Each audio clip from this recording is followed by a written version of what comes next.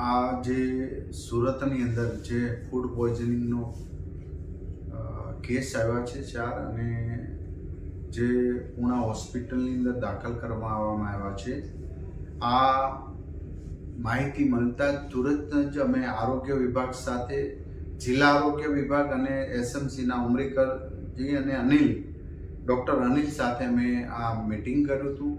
તમામ પ્રકારની માહિતી એમની પાસેથી મેળવી લેવામાં આવી છે. પેશન્ટ જે હોસ્પિટલમાં દાખલ છે એ પેશન્ટ સાથે પણ વાત કરી છે, ડૉક્ટર હોસ્પિટલના છે એમની સાથે પણ વાત કરી છે. અત્યારે બધા જ પેશન્ટને ખૂબ સારું છે, કોઈ પ્રશ્ન નથી, પણ એક દીકરીનું મૃત્યુ થયું છે. એમનો પીએમ રિપોર્ટ હજી આવ્યો નથી. પીએમ રિપોર્ટ આવ્યા પછી ખ્યાલ આવશે કે વાસ્તવમાં એમને શું તકલીફ હતી, કઈ રીતનું.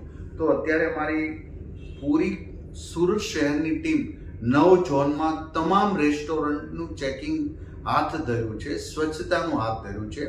અને જ્યાં સ્વચ્છતા નહીં હોય તો અમને જાગૃતતા કરવામાં આવશે. શુદ્ધ ફૂડ લોકોને ખવડાવે એવી જાગૃતતા લાવશે. જ્યાં સીલ મારવાની જરૂર પડશે ત્યાં ચોક્કસ સીલ પણ મારીશું.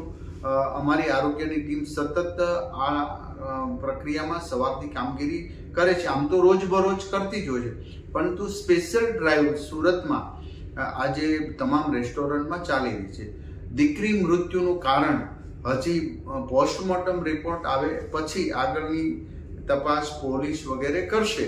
પરંતુ જો ફૂડ પોઈઝનિંગનું હશે અને હોટલવાળાના કંઈ પેલું હશે, ત્યારે હોટલ તો સીલ કરી છે, પરંતુ વાસ્તવમાં ફૂડ પોઈઝનિંગ શેનાથી થયું છે એક ચોક્કસ કારણ પીએમ રિપોર્ટ આવ્યા પછી આવશે. તો એ પ્રકારે અમારી આરોગ્યની ટીમ પોલીસને જાણ કરી અને એ દિશા તરફ આગળ વધશે.